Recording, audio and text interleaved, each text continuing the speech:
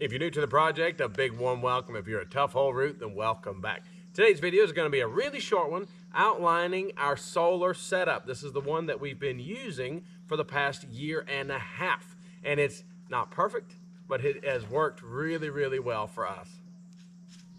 We're going to go ahead and start with the solar panels themselves. These are 280 watt, 12 volt panels. And we do wire our solar up for more amps at 12 volts instead of less amps at a higher voltage. We do that because it's the safer way to go. Unless you're in a giant field with no trees, then doing it this way is absolutely better. It is better and it is safer. That does lend itself to why each one of these are pointing in a different direction, but we'll get to that in just a second. So if you have them all wired up together for higher voltage and you have a shadow on one of them, it kills the whole deal. And if you live in a place where in the morning that mountain shades half of it, and in the evening that mountain shades half of it, or as the sun drops in winter, we'll have trees and just lots of shadows. That's the safest way to do it. That way you get the most power output for the little bit of time that you actually have direct sun on it. Now, why are they all pointing three different directions? Well, the best cable I could get my hands on at the time was a 12 gauge well wire. And I just was not comfortable running more than one of these in direct sun on such a small cable, especially since we are wired up for amperage instead of voltage. So what I did was I got clever. I pointed three of them in three different directions. So that means there's no more than 1.5 panels producing electricity at any given point. So I wasn't comfortable with 2 panels, so we cut them in half. And that way, if nothing else, you have one panel that gets full sun the whole day without having to move them. So either way, that is the panels. They are old, probably time to get some new ones, but they have served us well.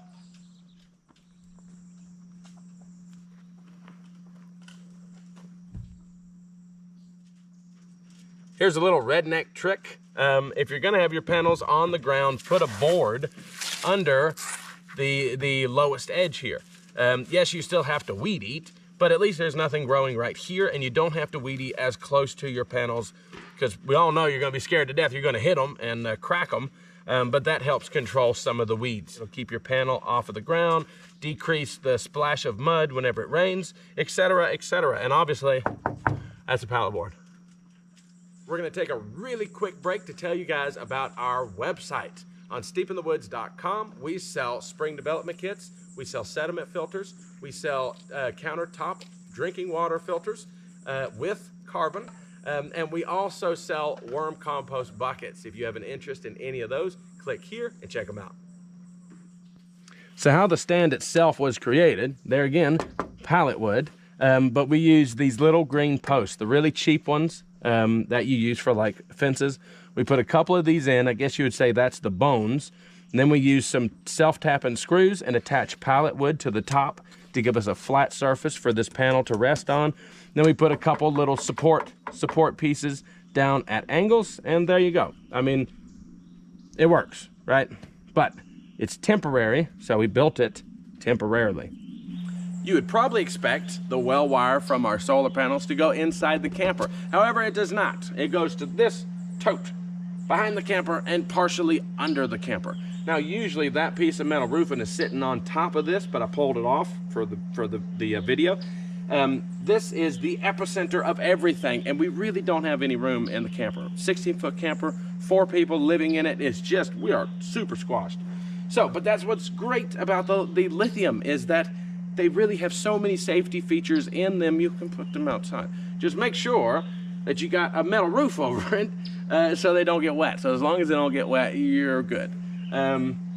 Honestly, you could run one of these batteries without a charge controller, period, because they have all those safety features built in. It's roughly a 500 amp hour battery bank. There's 2 of them, and they're 230 amp hour plus. So more than 230, but unknown amount of how much more, but they were the best deal per amp hour. And yes, so this is everything right here in a tote. Ta-da! So look at these freaking batteries. They're humongous. Like these this should be all the power we ever need, which will be our next part of this whole deal, is what do we actually power. But yes, 2 giant batteries. We got this battery charger, should we ever need it. All you do is plug it up, charges them up.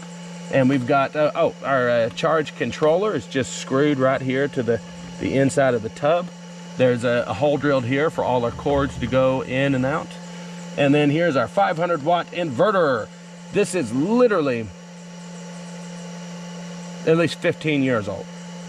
There's no way. It could be as much as 20 years old. I mean, look at it. This is only 500 watts. This thing is massive. But it still works. Honestly, if I was going to change something right this second, it would be a new one of these, because I have a feeling this is nowhere near as efficient as they are now. But either way, yep, there you go. The Steep in the Woods power box here, power tote. Even got a couple washers for some reason. But yeah, that's it. It all works. Put it all back together, if I can, from this angle.